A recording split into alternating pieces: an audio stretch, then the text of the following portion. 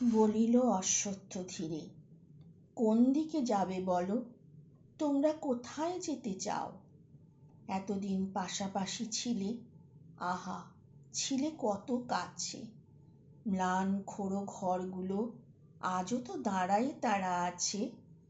এইসব গৃহ মাঠ ছেড়ে দিয়ে কোন দিকে কোন পথে ফের তোমরা যেতেছ চলে, পাইনি গো টের। বোঁচকা বেঁধেছ ঢের, ভোলো নাই ভাঙা বাটি ফুটা ঘটিটাও। আবার কোথায় যেতে চাও? 50 বছরও হায় হয়নি কো, এই তো সেদিন। তোমাদের পিতামহ, বাবা, খুড়ো, জ্যাঠামহাশয় আজও আহা তাহাদের কথা মনে হয়। এখানে মাঠের পাড়ে জমি কিনে খোড়ো ঘর তুলে, এই দেশে এই পথে এই ঘাস ধান নিম জামরুলে জীবনের ক্লান্তি ক্ষুধা আকাঙ্ক্ষার বেদনার শুধেছিল ঋণ।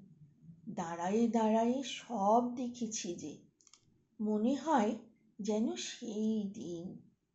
এখানে তোমরা তবু থাকিবে না? যাবে চলে তবে কোন পথে?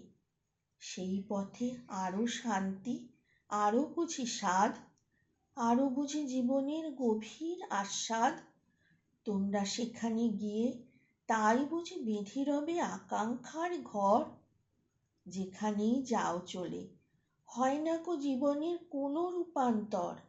এক ক্ষুধা, এক স্বপ্ন, এক ব্যথা বিচ্ছেদের কাহিনী ধূসর ম্লান চুলে দেখা দেবে, যেখানেই বাঁধো গিয়ে আকাঙ্ক্ষার ঘর।